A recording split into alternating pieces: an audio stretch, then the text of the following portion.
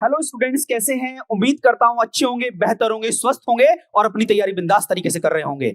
आज की क्लास में हम जो पढ़ेंगे उससे पहले मैं आप सबका धन्यवाद देना चाहता हूं। आप सभी आ रहे हैं और लगातार प्रयास कर रहे हैं और गुप्ता क्लासेस भी बड़ा कृतज्ञ है आपका कि आप सारी वीडियोस देख रहे हैं। ठीक है, आप सभी का स्वागत है गुप्ता क्लासेस के यूट्यूब चैनल पर। और आज की सीरीज जो आप लेके चल रहे हैं, आप जानते हैं इससे पहले हमने संविधान की 8 सीरीज आपके लिए लॉन्च कर दी है। ये कॉन्स्टिट्यूशन की सीरीज चल रही है, 8 वीडियोस आपको अपलोड हो चुकी हैं। इससे पहले आप रीजनिंग भी देख रहे हैं, मैथमेटिक्स की सीरीज भी देख रहे हैं। तो मैं आपको बस केवल इतना कहना चाहूंगा, जितना भी कंटेंट आपको मिल रहा है उस सबका लाभ उठाइएगा। एमसीक्यू सारे देखिएगा। थ्योरी तो आप पढ़ते रहते हैं, बट एमसीक्यू माइंड को डेवलप करता है और आपको सोचने पर मजबूर करता है। रीजनिंग देखिएगा, इंग्लिश देखिएगा, पूरा सिलेबस है, चाहे वो सीजीएल हो, सीएचएसएल हो, दिल्ली पुलिस हो, यूपी पुलिस हो, चाहे लेखपाल पटवारी ग्राम विकास अधिकारी हो, चाहे एनडीए सीडीएस एफकेट हो, सभी परीक्षाओं में ये सीरीज आपको लाभ देगी। अब टाइम वेस्ट ना करते हुए आज की वीडियो को आगे कंटिन्यू करते हैं। हाँ, सभी को गुड इवनिंग। रेखा जी, सरमीन, सैफी, रितिका, साक्षी, हिमांशु, आप सबका स्वागत है गुप्ता क्लासेस यूट्यूब चैनल पर। सबसे पहले हम कोटेशन से शुरू करता है और एक मोटिवेशन कोट आपके सामने है। जब भी पढ़ाई करने बैठे ये सोचें कि आखिरी बार पढ़ रहा हूं, कल मेरा एग्जाम है। यकीनन इस सोच के साथ की गई तैयारी एक अलग लेवल की होगी और आपसे बड़े से बड़े एग्जाम आसानी से पास हो जाएंगे। बस इसी कोट के साथ आप इसी क्लास आगे कंटिन्यू करिए और चलते हैं इस सीरीज में फर्स्ट क्वेश्चन पर। और फर्स्ट सवाल आपके सामने है, बताइए, इसका जवाब देने का प्रयास कीजिएगा। सवाल है, the ideals of liberty, equality and fraternity. वो कह रहा है स्वतंत्रता, समानता। देखिए सवाल बड़ा बिंदास है। सवाल आपसे पूछना चाह रहा है कि बताइए वो आइडिया कौन सा था, कौन है, क्या पूछना चाह रहा है? स्वतंत्रता समानता और बंधुत्व के आदर्श को भारत के संविधान की प्रस्तावना में निहित किस देश के संविधान से लिया है? तो देखिएगा, बताइए मुझे, इन 4 ऑप्शन हैं, आपके अनुसार क्या जवाब आएगा? तो मैं सभी जवाबों को पढ़ रहा हूं। हिमांशु जी, साक्षी जी, रितिका जी, रेखा जी, आप सबका स्वागत है और आप इस सवाल का जवाब देने का प्रयास कीजिएगा। देखो, इस सीरीज में आप तभी लाभ उठा पाएंगे जब आप लगातार क्वेश्चंस को पढ़ेंगे और जवाब देंगे। अगर मैं ही जवाब देता रहूंगा तो कैसे काम चलेगा? मैं तो कुछ देर के बाद जवाब दूंगा और आप वीडियो देखते रहिएगा। देखिए क्या होगा, स्वतंत्रता, समानता और बंधुत्व के आदर्श भारत के संविधान की प्रस्तावना में निहित किस देश के संविधान से लिए गए हैं? तो जवाब क्या आएगा? फ्रांस से लिए गए हैं। कहां से लिए गए हैं? फ्रांस से लिए गए हैं। अब आपका सोचना होगा कि सर क्या है ये, तो आप देखिएगा इसका एक्सप्लेनेशन। इसका एक्सप्लेनेशन आपके सामने है। A legacy of the age of enlightenment, the motto liberate, eglate, fraternate। ये कहां के वर्ड हैं? ये फ्रेंच वर्ड हैं। क्या वर्ड हैं? फ्रेंच वर्ड हैं। समानता सबको मिलनी चाहिए, भाईचारा सबको मिलना चाहिए और आजादी सबको मिलना चाहिए। ये फ्रेंच रिवॉल्यूशन से लिया गया शब्द है, फ्रेंच क्रांति से लिया गया शब्द है। फ्रांस में एक बड़ी क्रांति हुई, उस क्रांति को देखिएगा। क्रांति का पिक्चर आपके सामने है। एक क्रांति हो रही है और वो कह रही है हम सबको समानता चाहिए, हम सबको आजादी चाहिए, हम सब भाई हैं, हम सब एक हैं। तो ये विचार भारत ने फ्रांस की क्रांति से, जो फ्रांस ने अपने संविधान में ऐड किया था, वहां से भारत ने स्वीकार कर लिया। ठीक है, अब हम चलते हैं आगे। नेक्स्ट सवाल आपकी स्क्रीन पर है, the idea of the residual power in the Indian constitution has been taken from the constitution. बताइए बताइए। वेल डन, आप सभी का। हिमांशु जी, धन्यवाद धन्यवाद। देखो, जवाब देने का प्रयास करो, मैं सभी के कमेंट पढ़ रहा हूं, आप ऑब्जर्व करो क्या लिखा है। भारतीय संविधान में अविशिष्ट शक्तियों का विचार। अविशिष्ट शक्ति क्या होती है? आप सभी योद्धाओं को एक बात तो मालूम होगी कि भारत के संविधान में अनुसूची नंबर 7 में शेड्यूल नंबर 7 में 3 लिस्ट हैं। शेड्यूल नंबर 7 में कितने लिस्ट हैं? 3 लिस्ट हैं। आप सबको पता है, आपको ये भारत के संविधान में अनुसूची टोटल कितनी? 12 हैं। शेड्यूल 12 हैं। तो उन शेड्यूल नंबर 7 में 3 लिस्ट हैं। एक को बोलते हैं यूनियन लिस्ट, एक को बोलते हैं स्टेट लिस्ट और एक को बोलते हैं कॉन्करेंट लिस्ट। अब ये तो आप जानते ही हैं, इन लिस्ट में जो लिखा है उन पर कौन कैसा कानून बना सकता है, ये तो आपको पता है। परंतु इन लिस्ट के अलावा कोई नया मैटर आ जाए, उस मैटर को क्या बोलते हैं? रेजुडरी पावर बोलते हैं, अलग से विषय बोलते हैं। तो ये रेजुडरी पावर पर कानून बनाने का अधिकार किसको? सेंट्रल गवर्नमेंट को होता है। किसको होता है? सेंट्रल गवर्नमेंट को होता है। और ये कंसेप्ट हमने कहां से लिया है? ये कंसेप्ट हमने लिया है कहां से? कनाडा से लिया है। कहां से? कनाडा से लिया है। ये बात आपको पता होनी चाहिए। तीनों लिस्ट का कंसेप्ट हमने कहां से लिया है? तीनों लिस्ट का कंसेप्ट हमने भारत शासन अधिनियम 1935 से लिया है, इंडियन गवर्नमेंट एक्ट 1935 से लिया है। Well done, well done. आप सभी का स्वागत है, लगातार क्लास में बने रहे और इस क्लास का लाभ उठाते रहे। तीनों लिस्ट का कंसेप्ट हमने भारत शासन अधिनियम 1935 से लिया है और याद रखना है कनाडा से क्या लिया है? इन लिस्ट में जो छूट गया था उस सारे मैटर को हमने कनाडा से लिया है। उसको बोलते हैं रेजिडुअल पावर, विशिष्ट शक्ति केंद्र में है निहित तो होगी। इस मुद्दे को हमने कनाडा से लिया है। अब आप देखेंगे सर इसका एक्सप्लेनेशन क्या है। ये एक्सप्लेनेशन है, the idea of residual power in Indian constitution has been borrowed from the constitution of Canada. कहां से लिया है? कनाडा से लिया है। बस इतनी बात याद रखनी है। लिस्ट कितनी होती है? 3 होती हैं। आप सबको पता तो है ना, 3 लिस्ट होती हैं। यूनियन लिस्ट पर कानून बनाने का राइट किसका होता है? सेंट्रल गवर्नमेंट का होता है। स्टेट लिस्ट में जो सब्जेक्ट हैं उन पर कानून बनाने का राइट किसको है? किसको है? स्टेट विधानमंडल्स को है। कॉन्करेंट लिस्ट में जो मैटर है उन सब पर कानून बनाने का अधिकार सेंटर को भी है और स्टेट को भी है। अगर दोनों ही कानून बना दे तो चलेगी किसकी? सेंट्रल गवर्नमेंट में चलेगी, सेंट्रल गवर्नमेंट की चलेगी उस विषय पर। क्लियर है? आप लोगों को एक बात और समझना है, जो इन तीनों लिस्ट में सब्जेक्ट नहीं है वो सब्जेक्ट किस में जाना जाएगा? ऑटोमेटिक सेंट्रल गवर्नमेंट के अंदर माना जाएगा। बस इतनी सी बात थी। अब चलते हैं नेक्स्ट सवाल पर। पहले इसका एक्सप्लेनेशन क्या आपको समझ में आ गया था?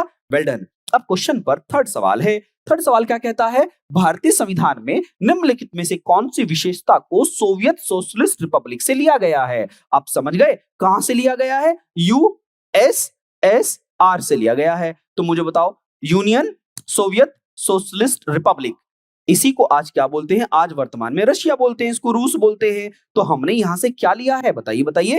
क्या फंडामेंटल राइट लिए? ना सर, ये तो हमने यूएसए से लिए हैं। और याद रखो 5 ईयर प्लान, 5 ईयर प्लान कहां से लिया है? बिल्कुल हमने यूएसएसआर से लिया है। यूएसएसआर से हमने पंचवर्षीय योजना ली थी, जिस पंचवर्षीय योजना को वर्तमान में, याद रखना, वर्तमान में 5 ईयर प्लान नाम का कोई मैटर नहीं है। 2017 में अंतिम पंचवर्षीय योजना, 12वीं पंचवर्षीय योजना का दी एंड हो गया है। अब तो नीति आयोग ईयरली प्लान लेके आता है। तो ये मुद्दा हमने 5 ईयर प्लान का कहां से लिया था? कहां से लिया था? यूएसएसआर से लिया था। अब आप जानते हो प्रियम्बल और कॉन्करेंट लिस्ट। देखो कॉन्करेंट लिस्ट आपने कहां से ली? ऑस्ट्रेलिया से ली है। और प्रियम्बल का कंसेप्ट कहां से लिया? यूएसए से लिया है। तो इसका मतलब बचा क्या? 5 ईयर प्लान। तो 5 ईयर प्लान कहां से ली है? जल्दी जल्दी बताओ। रशिया से ली है। और उस समय रशिया का नाम क्या था? यूएसएसआर था। तो योद्धाओं ये बात आपको क्लियर हो गई होगी। अब चलते हैं नेक्स्ट सवाल पर। अब देखिएगा वो सारी बातें यूएसएसआर से हमने इसके अलावा क्या क्या लिया है? यूएसएसआर से हमने फंडामेंटल ड्यूटी लिया है, मौलिक कर्तव्य लिए हैं। और हमने यूएसएसआर से क्या लिया है? Ideal of justice. किस प्रकार के न्याय? हमने social, economic and political justice. हमने भारत की प्रस्तावना में 3 प्रकार के न्याय की बात की है। कौन कौन से? जस्टिस किसका? Social, economic and political justice. ये 3 प्रकार के न्याय प्रस्तावना में हमने कहां से लिए हैं? रशिया से लिए हैं। और रशिया से क्या लिया है? 5 ईयर प्लान लिया है। और रशिया से क्या लिया है? फंडामेंटल ड्यूटी लिया है। वर्तमान में हमारे फंडामेंटल ड्यूटीज कितने हैं? वर्तमान में हमारे फंडामेंटल ड्यूटीज 11 हैं। जब हमने लिए थे दैट टाइम 10 फंडामेंटल ड्यूटीज थे। इस तरीके से आपने इस क्वेश्चन का जवाब देखा है। अब हम चलते हैं नेक्स्ट सवाल पर। Well done, well done. आप सभी बराबर बने हुए हो, रेखा जी, सरमीन, सैफी, रितिका। अब चलते हैं नेक्स्ट सवाल की तरफ को। और ये सवाल आपकी स्क्रीन पर है। The power of judicial review. देखो लिखना, जुडिशियल रिव्यू। जुडिशियल रिव्यू को क्या बोलते हैं? न्यायिक पुनरावलोकन। न्यायिक पुनरावलोकन। न्यायिक पुनरावलोकन का मीनिंग क्या होता है? जो संसद ने कानून बनाया है उसको चेक कौन करेगा? जो संसद के द्वारा कानून बना है इस देश में लागू होने के लिए, उसकी समीक्षा कौन करेगा? इस समीक्षा करने वाले को, चेक करने वाले के कंसेप्ट को रिव्यू बोलते हैं। और ये रिव्यू करने का पावर किसके हाथ में? सुप्रीम कोर्ट के हाथ में है। परंतु ये कंसेप्ट हमने किस कंट्री से लिया है? तो याद रखना, ये कंसेप्ट हमने अमेरिका से लिया है। कहां से लिया है? अमेरिका से लिया है। मुझे उम्मीद है ये बात आपको क्लियर हो गई होगी। Well done. आप सभी जवाब बेहतर दे रहे हैं। जल्दी जल्दी लगातार बने रहिएगा, तभी तो। Well done. आप सभी जवाब, रितिका ने भी 4th दिया है, और मुकुल जी ने भी, सरमीन ने भी, काजल ने भी, और हिमांशु ने भी। आप सभी जवाब बिंदास दे रहे हैं। Well done, well done. देखिएगा, आप सभी वीडियोस का लाभ उठाते रहिएगा। और अगर सेशन अच्छा लगे ना तो एक आध बार शेयर भी कर दो, क्या जा रहा है आपका, ठीक है, लोगों को नॉलेज मिल जाएगा। चलो चलो चलते हैं। अब इसका आप थोड़ा सा बेसिक आइडिया लीजिएगा, ठीक है, एक्सप्लेनेशन देखिएगा। हमने यूएसए से क्या क्या लिया है, अमेरिका से इम्पीचमेंट ऑफ द प्रेसिडेंट का कंसेप्ट लिया है, राष्ट्रपति पर महाभियोग लगाने की प्रक्रिया को भी हमने अमेरिका से लिया है, और function of president and vice president मतलब राष्ट्रपति और उपराष्ट्रपति के कार्य को भी हमने वहीं से लिया है। आप लोगों को एक बात मालूम होनी चाहिए, अमेरिका में राष्ट्रपति का शासनकाल केवल 4 साल होता है, अमेरिका के राष्ट्रपति का कार्यकाल 4 साल होता है, परंतु हमारे भारत के राष्ट्रपति का कार्यकाल कितना होता है, 5 वर्ष होता है। ये बात आपको मालूम होना चाहिए। अमेरिका में राष्ट्रपति केवल 2 बार के लिए चुना जा सकता है, परंतु भारत में ऐसा कोई नियम नहीं है, वो कितनी बार भी राष्ट्रपति रह सकता है। ये बात आपको क्लियर होना चाहिए। अब आगे क्या लिखा है, removal of the supreme court and high court जज, सुप्रीम कोर्ट और हाई कोर्ट के जजों के लिए कहीं भी महाभियोग शब्द प्रयोग नहीं हुआ है, महाभियोग शब्द प्रयोग नहीं हुआ है, महाभियोग शब्द केवल राष्ट्रपति के लिए प्रयोग हुआ है। ये बात आपको मालूम होना चाहिए। फंडामेंटल राइट लिया है, देखो जुडिशियल रिव्यू यहीं से लिया है, और न्यायपालिका की स्वतंत्रता हमने यहां से ली है, और भारत में प्रस्तावना के कंसेप्ट को हमने यहां से लिया है। ऑस्ट्रेलिया से प्रस्तावना की भाषा ली है, प्रस्तावना का मुद्दा कंसेप्ट कहां से लिया है, अमेरिका से लिया है। तो मैं उम्मीद करता हूं ये सवाल आपको क्लियर हो गया होगा। अब देखिए आज की क्लास का 5वां सवाल है, 5th नंबर का सवाल है, प्रयास करो सवाल का जवाब देने के लिए। In the Indian constitution the preamble, Chinu ji good evening भैया, गुड इवनिंग। दर्श स्टार्टिंग 2 में 6 ईयर भी था शायद, नहीं नहीं दर्श जी, पहले 6 वर्ष नहीं था, पहले 2 वर्ष तो भारत के राष्ट्रपति केवल संविधान सभा के अध्यक्ष के तौर पर बैठे थे। आप समझ गए, देश में जब राष्ट्रपति बने 26 जनवरी 1950 को वो कार्यकाल शुरू किए, 26 जनवरी 1950 से कार्यकाल शुरू किए, 24 जनवरी को तय हो गया था कि राष्ट्रपति डॉक्टर राजेंद्र प्रसाद होंगे भैया। 6 वर्ष नहीं था, याद रखना। तो हुआ क्या, 26 जनवरी से वो संविधान के क्या बन गए, सॉरी देश के क्या बन गए, राष्ट्रपति के तौर पर निर्वाचित हो गए निर्विरोध, ठीक है, कोई उनका विरोधी सामने नहीं खड़ा हुआ। अब एक बात बताओ, भारत में संसद के चुनाव के बाद ही तो राष्ट्रपति को वोट मिलती, परंतु हमारे देश में तो संसद का चुनाव ही 1952 में हुआ, तो उससे पहले वो केवल और केवल संविधान सभा के अध्यक्ष के तौर के साथ साथ राष्ट्रपति नॉमिनेट हो गए थे। ये बात क्लियर हो गई, तो ये बातें आप लोगों को यहां पर याद रखनी होगी। 2 साल तो वो राष्ट्रपति किस तौर पे रहे, जैसे संविधान सभा ने अध्यक्ष के तौर पर बैठाया था। ओके, ये बात आप लोगों को याद रखनी होगी। और 1952 से 5 साल के लिए फिर बने, 57 हो गया 1957, फिर 5 साल के लिए रहे, 1957 से 5 साल 1962 हुआ। तो कार्यकाल तो भारत में राष्ट्रपति का 5-5 साल ही रहा है, वो तो शुरुआत में देश की परिस्थिति ऐसे थी। बात बराबर है। अब हम चलते हैं नेक्स्ट सवाल पर। भारतीय संविधान में स्वतंत्रता का सिद्धांत निम्न में से किस देश से लिया गया है? देखो याद रखो, इन Indian constitution the principle of liberty is borrowed from which of the following countries? जल्दी जल्दी बताइएगा, सवाल बड़ा उम्दा है। कहां से लिया है? देखो याद रखना, लिबर्टी वर्ड अभी कुछ देर पहले याद आया था। लिबर्टी वर्ड कहां से लिया है? फ्रांस से लिया है। वेल डन, सभी योद्धाओं ने जवाब बिल्कुल ठीक दिया है। वेरी गुड, थैंक यू दर्श जी, क्लियर हो गया। ये कंसेप्ट हमने कहां से लिया है? फ्रांस से लिया है। ओके, अब हम चलते हैं आगे। नेक्स्ट सवाल, अब किस कंट्री से हमने क्या लिया है इसे पहले देख लेते हैं। अभी हमने फ्रांस की बात की है, तो हम पहले फ्रांस को ही ऑपरेट कर लेते हैं। फ्रांस से हमने क्या क्या लिया है? फ्रांस से हमने क्या लिया है कंसेप्ट, तो यहां देखिएगा, रिपब्लिक वर्ड लिया है फ्रांस से हमने। और देखो याद रखो, फ्रांस से क्या? लिबर्टी कितनी प्रकार की होती है? आजादी 5 प्रकार की होती है। आप सभी को मालूम होगा ना, मालूम नहीं तो मेरे साथ देखिएगा। Liberty of thought, liberty of expression, liberty of belief, liberty of faith, liberty of worship.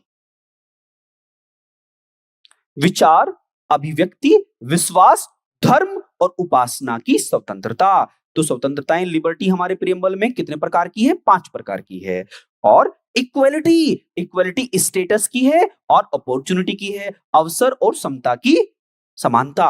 और फ्रेटर्निटी का मतलब है भाईचारा, बंधुत्व। हिंदू मुस्लिम सिख ईसाई, हम हिंदू मुस्लिम सिख ईसाई बौद्ध जैन यहूदी पारसी, हम सब भाई भाई। ठीक है, ये कंसेप्ट भी हमने कहां से लिया है? फ्रांस से लिया है। ओके स्टूडेंट्स, तो उम्मीद करता हूं ये सवाल आपको क्लियर हो गया होगा।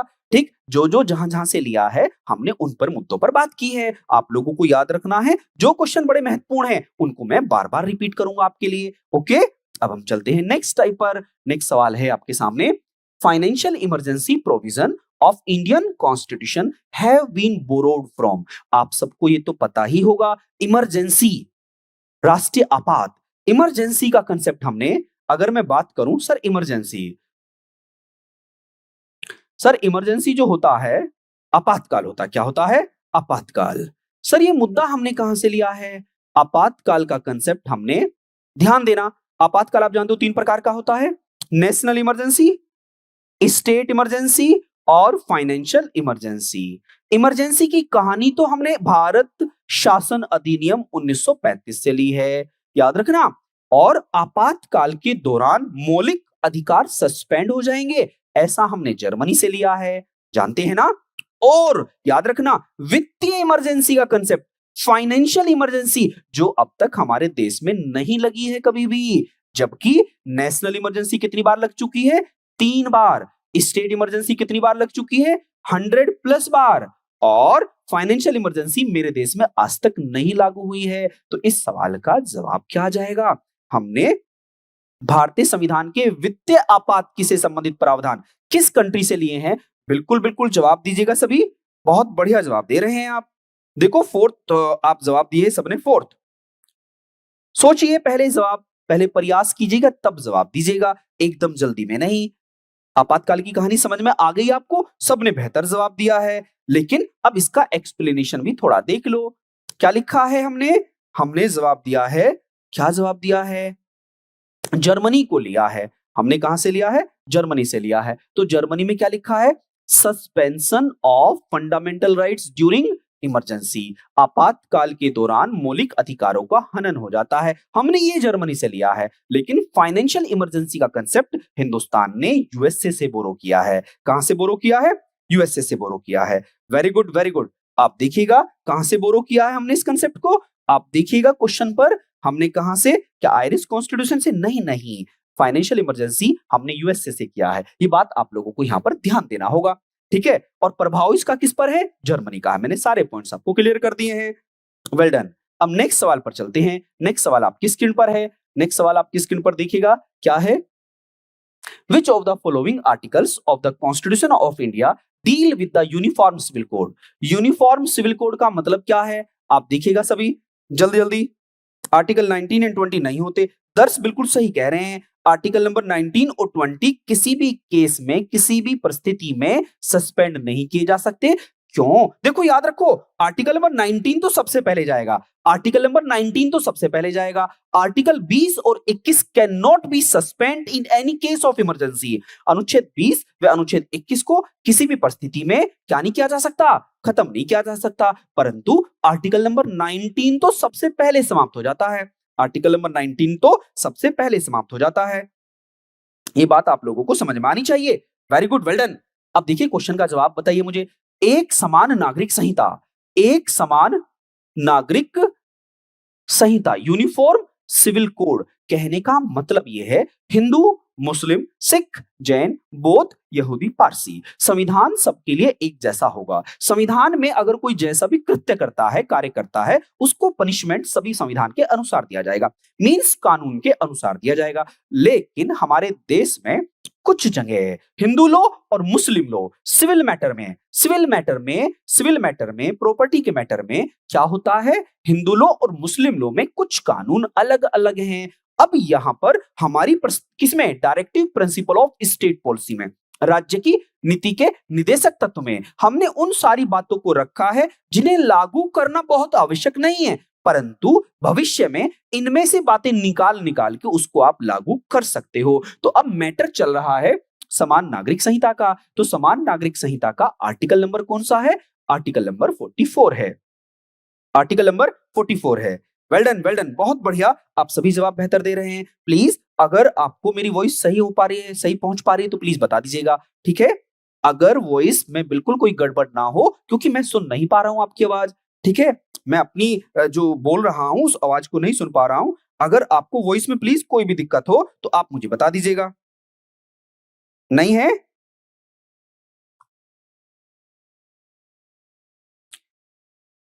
और यूके में भी लगने वाला है शायद। नाइस सेशन, थैंक यू दर्श, हिमांशु राणा, प्रियंका गौतम। आप क्या मेरी आवाज सुन पा रहे हैं? प्लीज बताइए मुझे जल्दी।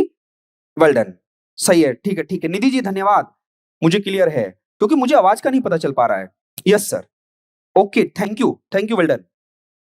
Article number 44। अब आपके मन में एक सवाल चल रहा होगा कि सर ये डीपीएसपी क्या होता है, तो चलो थोड़ी सी यात्रा डीपीएसपी पे कर लेते हैं। Directive principle of state policy Bharat में राज्य की नीति के निर्देशक तत्व हैं। एक राज्य को अपने यहाँ पर रहने वाले लोगों को कैसे सहायता देनी चाहिए, सबको समान दृष्टि से देखना चाहिए, ठीक है, ऐसे सारे नियम कहां पर लिखे हैं? डीपीएसपी में लिखे हैं, डीपीएसपी में लिखे हैं। वेल डन, थैंक यू आप सभी का, धन्यवाद।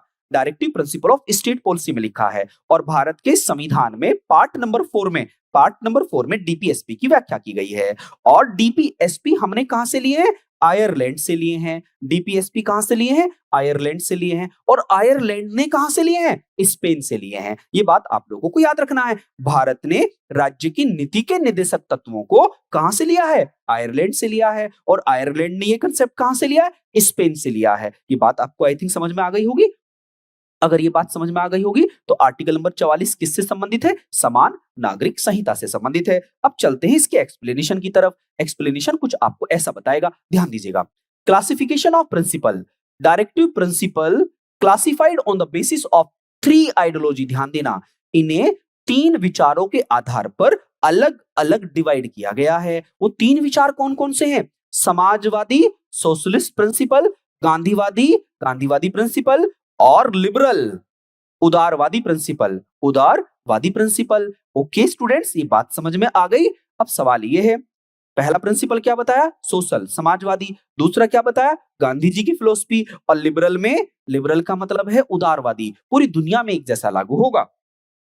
वेल डन, बहुत बढ़िया जवाब दिया है आपने। मुझे उम्मीद है ये बात आपको क्लियर हो गई होगी। अब यहां पर हम आगे बढ़ते हैं। अब इसकी बात जैसे पढ़ी, article number 39 on the state shall be particular direct. अब देखिएगा यहां पर अलग अलग सेशन को अलग अलग तरीके से डिवाइड कर दिया है कि कौन सा आर्टिकल गांधीवादी है, कौन सा आर्टिकल लिबरल है। डीपीएसपी पर एक पूरा क्लास अलग होगा तो उसमें आपको सारी बातें समझ में आ जाएगी। अभी तो क्वेश्चन में यूनिफॉर्म सिविल कोड की बात पूछी थी, ठीक है। अब ध्यान दीजिएगा, यहाँ पर बहुत सारे आर्टिकल्स हैं, आप ऑटोमेटिक समझते हुए चले जाएंगे कौन सा आर्टिकल किससे संबंधित है। अभी हम उस पे भी नहीं जा रहे हैं, अभी तो केवल यूनिफॉर्म सिविल कोड की बात कर रहे थे, एक समान नागरिक संहिता। अच्छा एक बात बताओ, यूनिफॉर्म सिविल कोड भारत में कौन से राज्य में लागू है? यूनिफॉर्म सिविल कोड मतलब वहां के समस्त नागरिकों को, चाहे वो हिंदू हो चाहे मुस्लिम हो, उस कानून को सबके लिए बराबर माना जाएगा। ऐसा भारत में गोवा स्टेट है, ये याद रखना है। ऐसा भारत में कौन सा राज्य है? गोवा स्टेट है। ये बात आपको क्लियर हो गई होगी। धारा 144 कब लगती है? पहले तो आप लोगों को यह बात याद रखनी है, धारा 144 का मतलब क्या है? धारा 144 का मतलब है जब ऐसी परिस्थिति हो जाए कि कर्फ्यू लगाना पड़ जाए कहीं पर और वहां की जनता संविधान में लिखित नियमों के विरुद्ध कार्य कुछ करने लगे, ठीक है, तो हम आचार संहिता, मॉडल कोड ऑफ कंडक्ट लगा देते हैं, ठीक है, कि अब आज यहाँ पर कर्फ्यू की परिस्थिति बन गई, 5 लोग इकट्ठा नहीं हो सकते हैं, ऐसी परिस्थिति में धारा 144 हम लगा देते हैं। जब लॉ एंड ऑर्डर डिस्टर्ब हो जाए तब हम इसको लागू करते हैं। ओके भैया, अब हम आगे बढ़ते हैं। Well done. भारत का पहला राज्य जहां पर क्या लागू हुआ है, जहां पर यूनिफॉर्म सिविल कोड लागू हुआ है, वो गोवा है। ओके, अब भारत में इस पर कानून बनाने की बात चल रही है, कहां पर? संसद में। अब देखते हैं इस पर कानून कैसे बनता है। अब चलते हैं आगे। नेक्स्ट आपके सामने मैंने सारे पार्ट्स लिए हैं कि किस पार्ट में क्या होता है, तो इनको थोड़ी देर के बाद हम देखेंगे ही। पहले हम क्वेश्चन की यात्रा कर लेते हैं। क्वेश्चन क्या है आपके सामने? क्वेश्चन ये है, भारत की सीमा के भीतर स्वतंत्र रूप से गमनागमन भारतीय संविधान के तहत एक मौलिक अधिकार है। वो कह रहा है, right to move freely throughout the territory of India is a fundamental right under the constitution of India. वो कह रहा है, भारत में मैं कहीं भी जाऊं, मेरी मर्जी, मैं देश में गोवा में जाऊं, कहा मुंबई में जाऊं, जम्मू कश्मीर में जाऊं, मेरी आजादी है। इस आजादी को भारत के संविधान के किस आर्टिकल ने कहा है कि भारत के समस्त नागरिक निर्विवाद रूप से भारत में कहीं भी घूम सकते हैं, जहां पर बहुत ज्यादा रेस्ट्रिक्शन ना हो, जैसे आर्मी की छावनी में, कैंट में, या आर्मी रेस्ट्रिक्टेड एरिया में। अब ऐसी आजादी नहीं कि आप कहोगे नहीं मैं तो राष्ट्रपति भवन में जाऊंगा, ऐसी आजादी नहीं है। जहां पर मनाइए वहां नहीं जाओगे, अन्यथा अब ऐसा नहीं होगा कि आप जम्मू कश्मीर में नहीं जा सकते, आप जा सकते हो। ओके, तो ये बात आप लोगों को क्लियर हो गई होगी। तो ये आर्टिकल नंबर कहां लिखा है? ऐसा आर्टिकल नंबर 19 में लिखा है। अब आप कहोगे कि सर आर्टिकल नंबर 19 क्या है, एक बार बताओ। आर्टिकल नंबर 19 ही तो वो है जो आपको 6 प्रकार की आजादी देता है। प्रेस की स्वतंत्रता की बात करता है, राइट टू इंफॉर्मेशन की बात करता है, सूचना के अधिकार की बात करता है, प्रेस की स्वतंत्रता की बात करता है, आपको बोलने की बात करता है, हिंदुस्तान में कहीं भी घूमने की बात करता है, संघ बनाने की बात करता है, कोई पार्टी बना लो, ठीक है। अब वो बातें कहां पर लिखी है, आइए मेरे साथ एक्सप्लेनेशन पर। Article number 19 of the Indian constitution, every Indian citizen is entitled to 6 essential freedom. वो 6 आसान जो फ्रीडम है वो कौन कौन सी है, अब देखिएगा क्या लिखा है। लिखा है freedom of speech and expression, मैं कोई भी भाषण दे सकता हूं, है ना, और उसे व्यक्त कर सकता हूं। फ्रीडम ऑफ असेंबली, मैं कोई संघ बना सकता हूं, परंतु उसका उद्देश्य शांति होना चाहिए। फ्रीडम ऑफ एसोसिएशन, संगठन बना सकता हूं, पार्टी बना सकता हूं। नेक्स्ट फ्रीडम ऑफ मूवमेंट, मैं हिंदुस्तान में कहीं भी घूम सकता हूं। Freedom of residence and settlement, मैं भारत में कहीं भी बस सकता हूं। परंतु अब इस वाले को 19F को 19(1) के F को खत्म कर दिया है, देखो लिखा है ना डिस्पोज। अब इसको नहीं माना जाता, right to acquire, hold and dispose of property. अब ये क्या कर दिया, रिपील्ड कर दिया है, खत्म कर दिया है, संपत्ति के अधिकार को मौलिक अधिकारों की श्रेणी से हटा दिया है। ओके, और लास्ट क्या है, लास्ट है freedom of profession, occupation, trade and business. और मुझे आजादी है, मैं भारत में किसी भी राज्य में जाकर व्यापार करूं, वाणिज्य करूं, मैं कुछ भी करूं, ये मेरी मर्जी है। इस तरीके से आर्टिकल नंबर 19 हमको 6 टाइप्स की आजादी देता है। अब हम चलते हैं आज के सवाल पे, जो हमारा लास्ट सवाल है। लास्ट सवाल क्या है, which of the following articles promote equal justice. क्या कह रहा है, equal justice and free legal aid for all citizens. इनमें से कौन सा आर्टिकल हमें क्या देता है, हमें देता है फ्री, क्या देखो, फ्री लीगल एड, मुफ्त कानूनी सहायता, और इक्वल जस्टिस और समान न्याय। समान न्याय बेटा, ये आर्टिकल नंबर 39A है। कौन सा है, आर्टिकल नंबर 39A है। आप लोगों को याद रखना है, ये directive principle of state policy का मुद्दा है। Directive principle of state policy का इशू है। समान व्यक्ति को भारत में सबको न्याय मिलना चाहिए, कोई अमीर कोई गरीब नहीं है। अगर कोई गरीब है, वकील नहीं हायर कर सकता है, तो राज्य की जिम्मेदारी होगी उसे वकील प्रोवाइड करे, उसे फ्री लीगल एड्स कानूनी सहायता दे, और उसको इक्वल जस्टिस दे, समान न्याय दे। ये सब बातें हमारे कहां पर लिखी हैं, डीपीएसपी में लिखी हैं। और सभी लोगों को मालूम है, जो हिंदुस्तान का डीपीएसपी है, directive principle of state policy है, वो नॉन जुडिशियबल है, मतलब गैर न्यायोचित है। अगर उसमें लिखी हुई बातें हमें नहीं मिल रही है, तो हम सुप्रीम कोर्ट या हाई कोर्ट नहीं जा सकते हैं। यह राज्य का क्या है, ये एक सामाजिक क्या है, सोशल वेलफेयर स्कीम्स हैं। अगर राज्य के पास सुविधा होगी तो हमें मिलेगी, अन्यथा आप सुप्रीम कोर्ट या हाई कोर्ट में उसके विरुद्ध नहीं जा सकते। ये कौन सा चैप्टर है, पार्ट नंबर 4 है, जिसका नाम क्या है, directive principle of state policy. मैं उम्मीद करता हूं ये बातें आपको क्लियर समझ में आ रही होंगी। इसका एक्सप्लेनेशन अगर हम देखेंगे तो सेम एक्सप्लेनेशन है, अभी कुछ देर पहले हमारी बात हुई है, बस अभी आप उतना ही समझिएगा। तो मुझे बताइए कि आज की क्लास सर आप बहुत अच्छा पढ़ा, thank you thank you thank you भैया। Priyanka Gautam, well done Priyanka Gautam official, बहुत बढ़िया। आप सभी ने बिंदास तरीके से जवाब दिए हैं, और मुझे बड़ी खुशी मिली है कि आप लगातार पार्टिसिपेट किए हैं। अगर ये सेशन आपको पसंद आया हो तो मुझे लाइक करिएगा, और गुप्ता क्लासेस पर कमेंट करिएगा जो भी चीजें आपको समझ में नहीं आ रही हैं, और मुझे सजेशन भी दे सकते हैं, आपके सजेशन का वेलकम है। ओके, और मैंने आपके साथ अपना टाइम और आपका टाइम साझा किया है, इससे आपको ज्ञान भी मिला होगा। ओके स्टूडेंट्स, और जब हम ज्ञान एक दूसरे के साथ शेयर करते हैं तो और ज्यादा बढ़ता है भैया। तो अब मुझे यहीं पर आज्ञा दीजिएगा, मैं अपनी वाणी को यहीं पर विराम देता हूं। कल की वीडियो आपको जरूर देखनी है, एवरीडे वीडियो आ रही है, सभी सब्जेक्टों पर आपको वीडियो प्रोवाइड की जा रही है, इन सब का आप लाभ उठाइएगा। ओके सर, अभी अभी यूपी के स्कीम भी लॉन्च हुए हैं कल फ्री जस्टिस के लिए। बिल्कुल बिल्कुल बिल्कुल भैया, बिल्कुल सही कह रहे हैं दर्जी आप, सही है, वेल डन प्रियंका, धन्यवाद। तो मैं अपनी अब वाणी को यहीं पर विराम देता हूं, अब हम मिलते हैं कल, तब तक के लिए जय हिंद जय भारत।